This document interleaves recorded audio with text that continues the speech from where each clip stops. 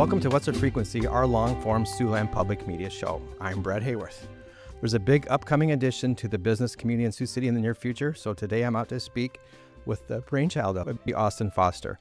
Sioux City Distilling Company is planning big things with the restoration of the historic Ogden or perhaps Wigman building. The plans include a production facility, a world-class cocktail bar, large event spaces, a restaurant, and more. To shed light on this, I'm doing a walk and talk with Austin, who is, again, the brainchild of, it's basically a classic industrial building that's getting a new life as a Sioux City Distilling Company. So thank you for joining me today, Austin. How are you doing? I'm doing well. It's great to be a part of it.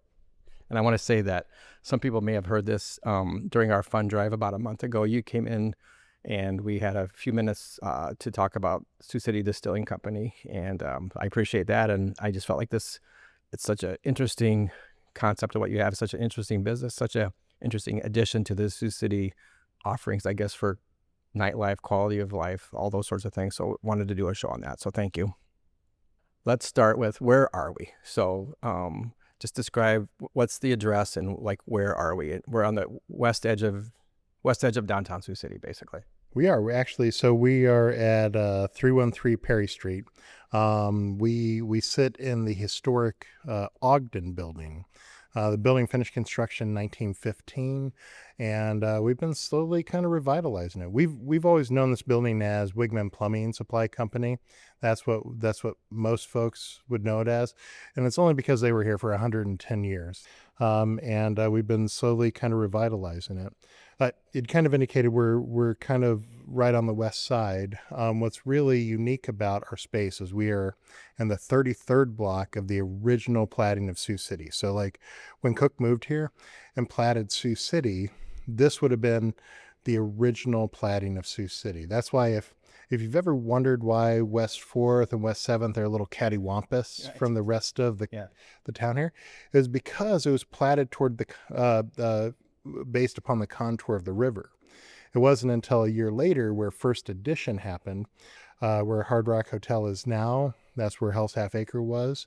That's where they said, oh man, we need to go north, south, east, west grid. So this is when we say, oh, we're kind of western part of the city, we're actually in where Sioux City was originally platted, which I think is really, really special. And the voice you're hearing is Austin Foster. Is owner the right name? What is your title? Owner, janitor is usually what I go by. Honestly, the things that we've been working to do here is open up a space for the community. So the thing that I sign my signature block most with these days is I'm just a nice guy here. Okay. Thank you. And we're going to have a big discussion on what's all going to be in here, but I do want to get, since we just walked in and I was asking like where to describe where we're located. So we're very close to like Council Oak Supply Company for the coffee shop. And then we're right between Palmer Candy Store and Palmer Candy Factory. So we're right off of Wesley Parkway, not too far. Right. I think those are some good benchmarks. So people, if you don't know the exact address, then that gives you some wayfinding. So thank you. You can triangulate it pretty easily with that. Yeah. And I just want to, so I have not been in here before.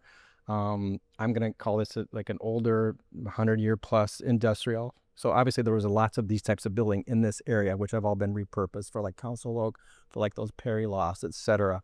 But just describe the gut. I don't know if the guts is the right word, but just it's huge stone, just like massively, just solid building. It's an impressive structure. So this was built as a warehouse. It's all brick and timber. The exterior brick was all created here right in Sioux City. It came in Sioux City Brick and Tile down towards Riverside area. Near as we can tell, all the beautiful timber in here, it's red pine from Wisconsin. That was all milled on site. But the building itself is 46,000 square feet of fun. So it is an impressively massive structure. And we're going to walk and talk, as I said.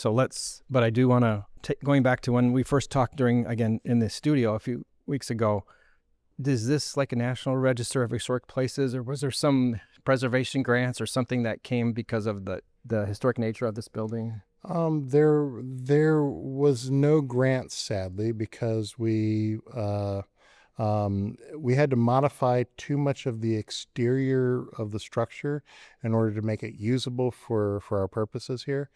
So we forewent chasing historical grants. All of that said, we were just bestowed a great honor. The Sioux City Historical Commission, they just named us the treasure of Sioux City for all of the work we've done to preserve the structure. Okay. You're absolutely right. You hit the nail on the head. Like, these would have been the places that, if not revitalized, would have been torn down. The timber that we have in here, if I could just talk a little bit about it, is it's trees. We just don't make trees like this anymore, to be candid with you. All of my subfloor is 2 by 5 inch true dimension tongue and groove. All the flooring on top of it, which is all original, is hard as nails maple, square edge, face nailed. But the joists and the timbers in here are the most miraculous thing. We actually had to remove one of the beams. We found that the beam weighed 560 pounds. We know that because we've got a beautiful old Toledo scale that's been here for 110 Yes. years. Like it's right here, as right in front, Right, beside the front door. right as you come in. It's been making core memories for Yes. hundreds of years for children. But the most remarkable thing, to be honest with you, when we were removing that beam, was it revealed 170 rings. So Wow. if we think about that, building finished construction 1915, apply math, all of these sticks predate the United States as a country. 1700 something. It's incredible. Like, so the work we've been doing in here, and when I say that we've been doing it, I mean me and my kids and then my friends, and we've worked with some great partners in our community, but it's truly been us. We treat it with a tremendous amount of reverence. We get the opportunities to be stewards of a wonderful historic structure, and we're so excited to be able to bring this to the community. My voice you're hearing is Austin Foster for the What's the Frequency. I'm out touring for a walk and talk at the Sioux City Distilling Company. There's so many things that we will be talking about in the next several minutes here, and I don't know the right order for everything, but when will this open? So here we're in early June right now. So early June. So actually we've been open for events since December, and we've done 46 events since we opened up for events. We've got 3 event spaces. So we've got a 350 person ballroom, we've got a 50 to 80 person party room, and we've got the most beautiful conference room in our city that kind of overlooks the atrium, and that's a 30 person conference room. On top of that, all of these are on the 3rd level of the structure, but we've got a couple of get ready rooms, and then stay tuned, we will have rooftop deck out there as well. Okay. So and then from our bar standpoint, we've been open just since last week. So we're slowly starting to open the cocktail lounge for people to come in and enjoy a little bit of our artwork. And that is open Thursdays through Saturdays right now, 4 to 8. Okay. So we are open to the public for the community as we speak right now. But this is a pretty good time for this show to air because you're just kind of really getting rolling. It could not be better timed. Okay, thank you. Right now we're on the 3rd level of the structure. We get to kind of look at the reason I fell in love with this building, which is the ceiling here. Up here on this level, we've got all of our event spaces. So the first place we're going to walk into is our grand ballroom. When did you become acquainted with this building? And then why was it important that this is the place that you felt like this is where Sioux City Distilling needed to be? So I bought the building maybe 3 Octobers ago. The reason I fell in love with it was how historic and beautiful the structure was. Through our brands, we're going to tell a lot of stories about Sioux City's history. I get the opportunity to travel all over the world and do cocktail things and do spirit things, and every once in a while, someone will say, "Oh, Sioux City sarsaparilla, that's made in New York." None of those dollars come back here to benefit our community. None of those dollars are invested in our spaces here. It's important to me that through our brands, we tell the stories about Sioux City that are not only accurate, but also inspire even more civic pride. And it's really hard to tell those old stories in a new building. So when seeking the right place to launch this business from, the building was absolutely critical, and I couldn't have found a better fit for us here. I know we're going to see a few more things here and describe them for people who are listening to this What's the Frequency show. But just in like, what is a distillery? What takes place in a distillery? Just for those to go like to the absolute basics. No. That's Yeah. great. That's a great question, and also it's an important question to ask because we actually have a number of breweries in our community, which is fantastic, and we've always had breweries in this community. We've even got some vineyards in the community, right? So we've got folks that are making beer and folks that are making wine and all that fun stuff. Sioux City has never had a legal distillery inside its city limits ever in the entire history of Sioux City. We're the first legal distillery in Sioux City. I brought the first legal still into Sioux City limits ever. And you might notice that I'm emphasizing the word legal. You heard me chuckle on the very first legal, so please. Yeah. Yes. Please. We have had plenty of illicit stills in our community. I'm not saying we're the first people to have produced alcohol here, ethanol, for the purposes of spirit or drinking, but we are certainly the first people that are doing it under the watchful eyes of our federal and state government. There you go. Okay, I like that. How does it function? Where does this happen in the building, etc.? So we have all of our production floor is in the lowest level. And we will definitely get down there to kind of take a peek at it. But effectively, all distillation is it's separation of water. For instance, if we make whiskey, the starting point of whiskey, the fermented product we use for raw materials, we use grain. And when you ferment grain, you end up with beer.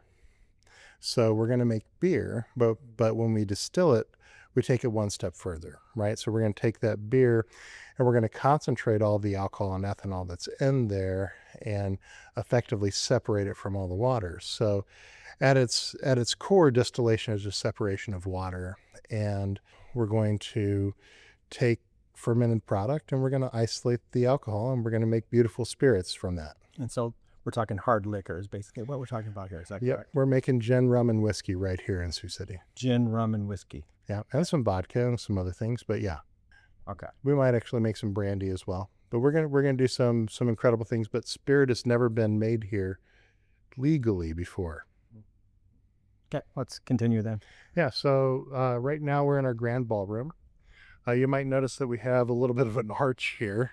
It's impressive because you wouldn't have seen this if you had come into this building when it was Wigman, because this thing was so full of so many supplies. Actually, on this level, there's so much inventory for plumbing. On this level, this entire floor would have been lofted. So floor to loft, full of stuff. Loft to ceiling, full of stuff. When we kind of removed all the shelves, all the lofts, everything else, it revealed this beautiful arch. And it's really hard to describe to most folks unless you come into the space, but it's a high arch ceiling where it's all just beautiful timber from trees that aren't made anymore. We have a couple of beautiful chandeliers. These were kind of splurges. I brought them in from Brazil, and they are also made of wood, but they kind of resemble barrel rings. And they cast light both down and up on the ceiling. And what do you see for the ballroom place? At least this weddings, this is big type events? This is weddings. This is larger company parties. We've done actually a number of high school graduations here where you need the space for it. And it's not a bad space, whether you've got 100 folks or even 250 folks, but we'll do up to 350 in here. Yeah. Being up higher, just looking out the windows here, you can see quite a ways out into Sioux City up toward Heelan and the lower downtown area, etc. This is my favorite part of the building. This is usually the part that gets the most oohs and ahs, as I think we just have one of the most incredible views of our city from up here. If you want to draw landmarks of Sioux City, come west and look back east. Mm-hmm. We can see the dome, we can see the castle, we can see the cathedral, we can see the courthouse, we can see City Hall, we can see just a beautiful skyline of our city that most people haven't been able to enjoy it from this perspective. right, which I think is truly remarkable. And then we're looking out the window right now, but we will have rooftop deck out here eventually as well. And I could be speaking out of turn here, but one reason that people loved the Warrior Hotel and that restoration that occurred with that is the upper level where people can go out on the Beautiful deck. So you'll have a very similar situation here. Absolutely, absolutely. Just a few stories shorter. And to be candid with you, but the more places that we can admire our city, the better. I love everything we've uncovered. From the rooftop here, we can see 15 churches.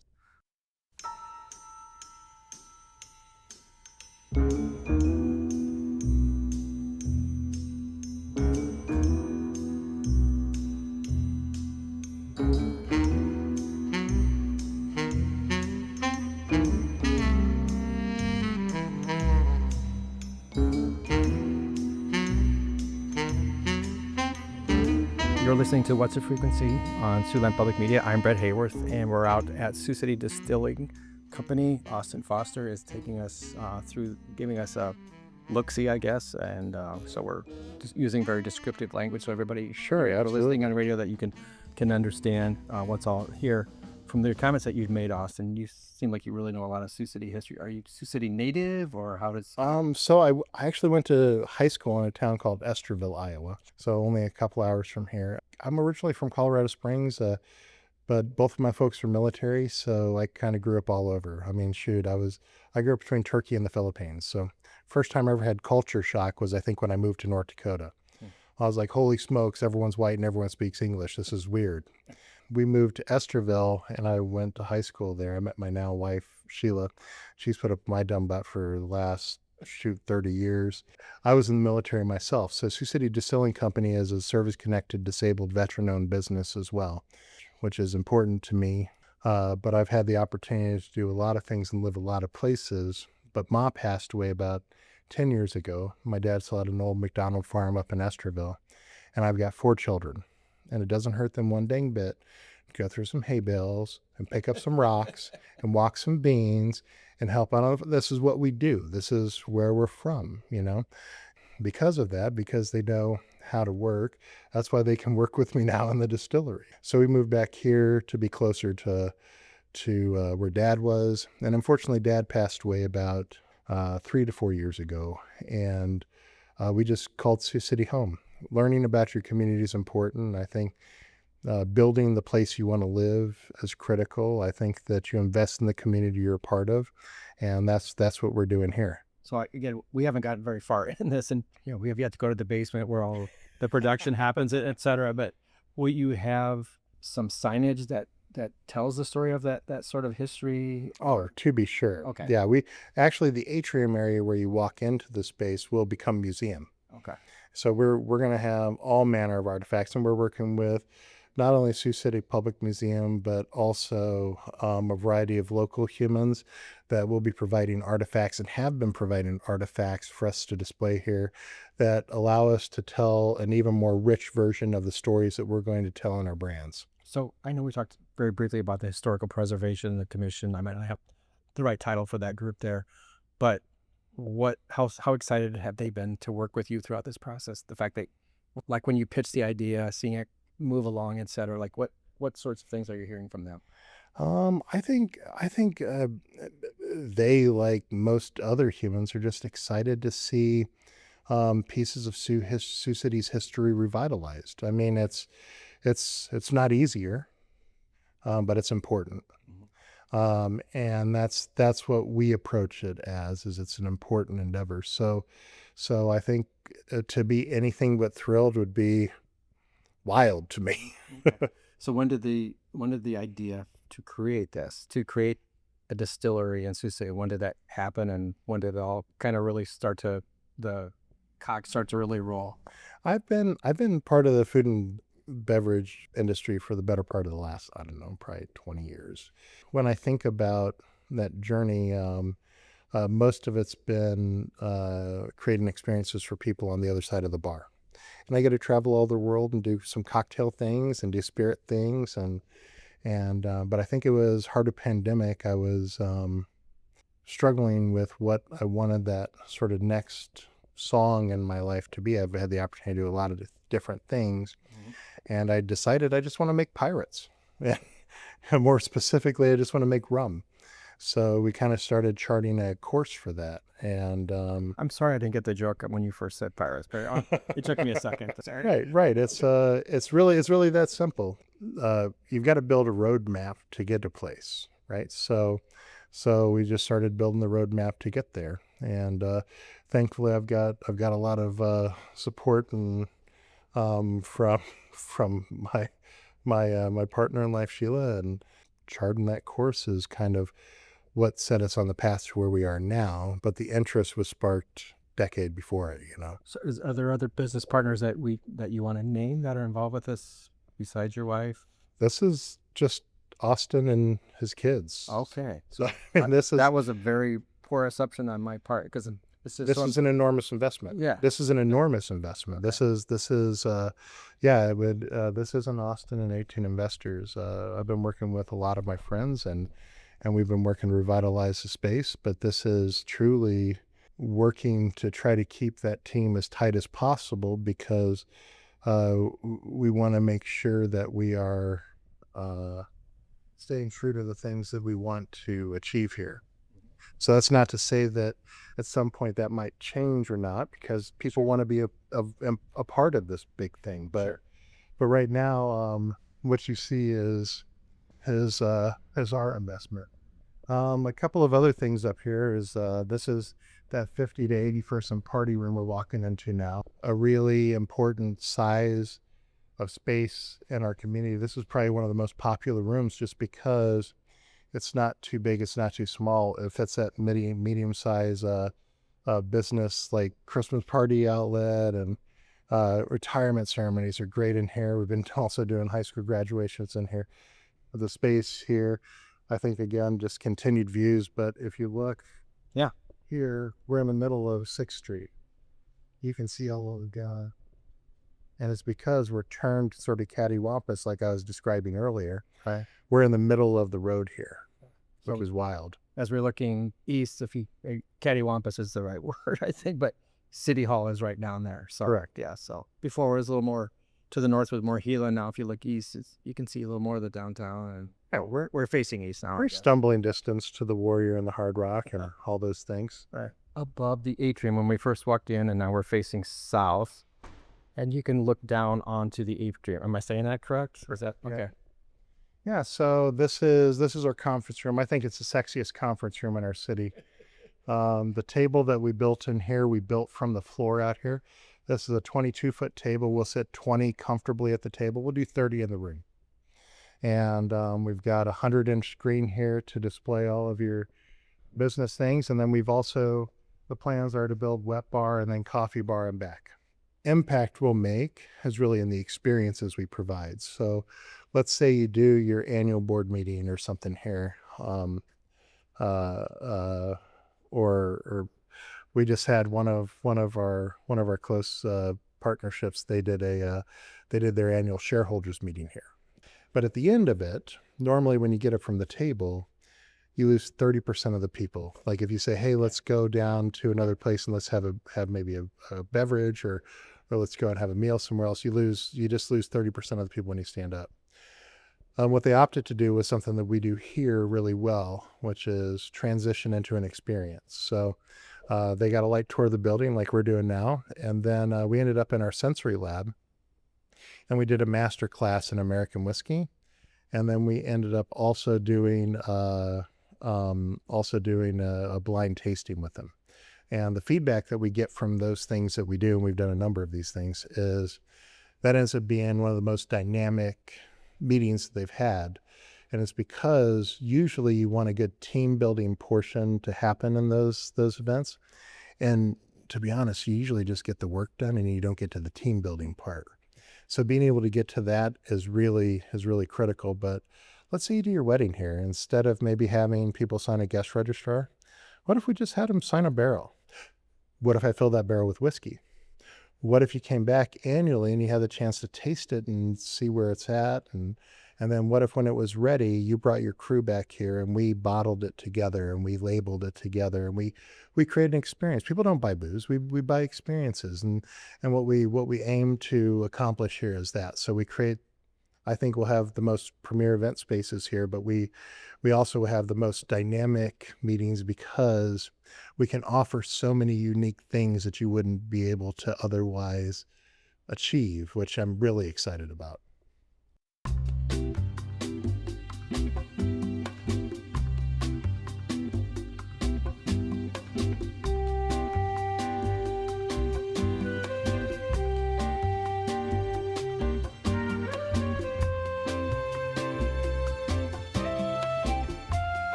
And you're listening to What's a Frequency.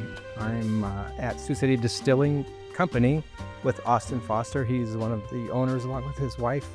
And we're getting a tour and we very much appreciate this.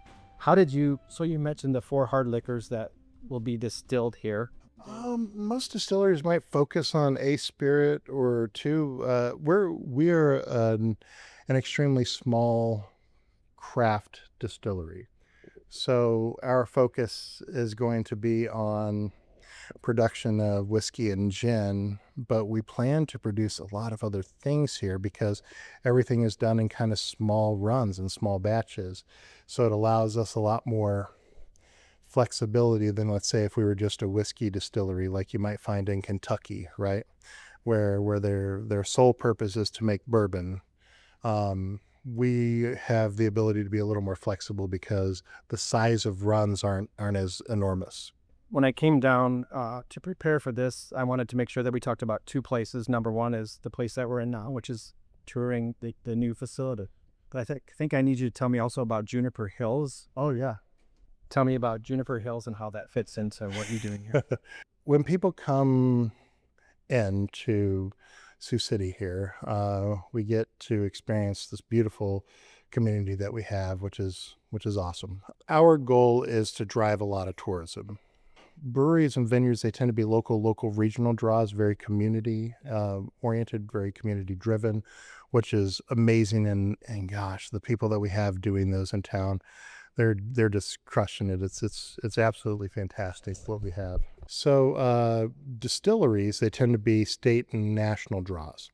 There's something called the Kentucky Bourbon Trail, which is effectively a map of distilleries in Kentucky, and that's a $7 billion tourism industry for the state of Kentucky. It's big dollars to the state of Kentucky. We've been working with the Iowa Board of Tourism, and depending on how you enter the state, we are going to be the start or the end of the Iowa Bourbon Trail. So it's about to be created in Iowa, such a trail? Correct. They've been working to map out all the distilleries so people have a way that they can find these spaces, but we plan to drive an enormous amount of tourism through this space. Sioux Falls and Omaha ain't got nothing like this. This isn't just unique because it's a distillery. This is unique among distilleries, and it's not solely because it's in a historic structure. It's not solely because we're going to be able to produce wonderful spirits. It's not solely because we're going to do the most dynamic events here or have the most incredible cocktail programs or things of that nature. It's a sum of all of those things, and that's really what I find tremendously exciting. But Juniper Hills is part of that story. When you come to town and you experience the building, the structure is wonderful. My farm is 3 miles from here. It's off of Talbot Road at the end of Malloy, and it is 68 acres of untouched Luss Hills. There's not a lot of places in the world that can claim the Luss Hills. Large pocket here. There's a fair amount in China, and then a little bit along the Rhine River in Germany. I mean, there's not a lot of these spaces. And if you'd have taken your drone and you'd have flown around in the late 1800s or mid 1800s, you'd have seen where the Iowa South Dakota border, it's like where agriculture ends and where the plains begin, and it's kind of separated by this Luss, which is pretty incredible, right? I've done a lot of stories over the Luss Hills. Very interesting landform, but you just did a great description of what we're growing up there right now is juniper. Now, it's an invasive species in our community. We've known it as eastern red cedar common name is Junipers virginiana. And the junipers that we're producing right here in the Les Hills are so aromatic and they're so beautiful. And it's such an incredibly important part of the story because we're looking to use local grains and local botanicals for our products. And we just happen to have the best of them right here in Iowa. So when people come in and they get the chance to experience the building in our city and they come in from out of town, if they come in and they actually do a juniper harvest with us, man, that's the other side of the story. When you get a chance to connect with nature in that way, when you get a chance to be a part of this thing, um, we can build this. That just exists and was created over millennia. So actually, the thing I usually say is I say, oh man, this building is amazing. You know, people will give me that feedback. It's incredible what you've done here. And they're blown away by what we've created. And then I take them to the farm and they say, why the heck do we spend time in that old building? We should have just been out here to begin with. So Juniper Hills is a very special place, and that's just part of the story. Okay. And it is an ingredient in the distilled process. Is that correct? Correct. So all gin starts as vodka. It's effectively flavored vodka. So we're going to flavor our gins with botanicals, and the chief botanical that you use when creating gin is juniper. So that's why juniper is important to the process. Right now we're in our cocktail lounge, which I think is just a beautifully lovely space here. Yeah. So this will be on the main floor then as we move back down toward heading downward. Correct. This is a cocktail lounge. It's a world-class facility that we created here. Every bit of care we've put into the building, we've put into the space too. If you look at the front of the bar, it's kind of wrapped in what looks like old English pub panels, right? Mm-hmm. Those were the garage doors on the front of the building for 110 years. All of these tables, all my bar top, we built from the floor joists. But the most remarkable thing is along the back of our bar, it looks like it's effectively, it looks like a chalkboard, but it's my eldest son and I, we painstakingly removed every sign above each of the shelves that were in here that were handwritten in chalk. This is an homage to the building. Most of the people that wrote on that wall, they're no longer with us. It's very important that we keep all of those things. So as we walk through the space here, so now we're in our tasting room. So the tasting room is where we're going to do tours. So you'll be able to go onto our website soon enough, and on a Saturday, you'll say, oh, hey, there's 5 spots available at the 2:00 tour. Let me book those out.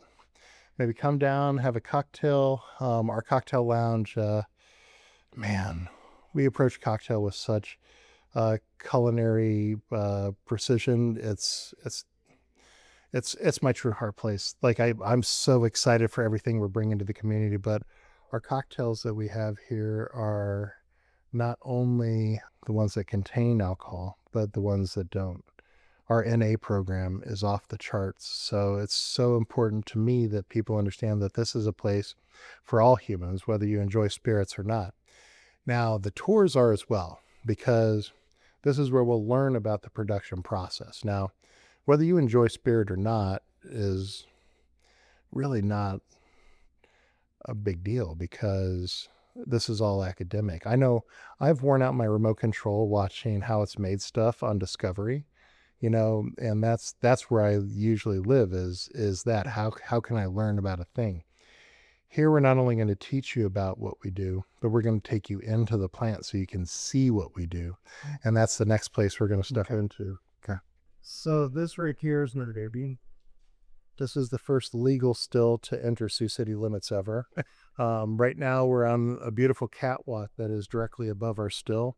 It's in my production area. Now, even though this area right here is a federally bonded and secured space, we dropped down one of the largest windows that, Blanket shipped our glass with us here. And I think this was the largest piece of 1/2-inch glass that they'd ever set.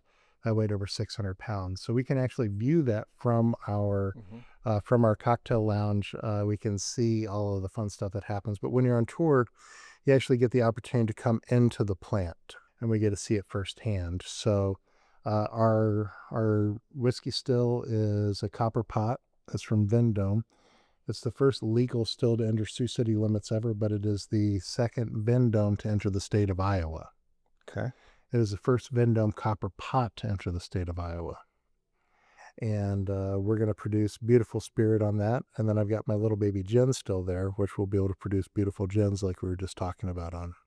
And again, the voice you're hearing is Austin Foster of Sioux City Distilling. And he's, as you can hear, he's a very rich, descriptive guy with a lot, really can paint pictures. But I will say that for those who want to come consume this story on our website, we will have some photos on our website too, to like fill out.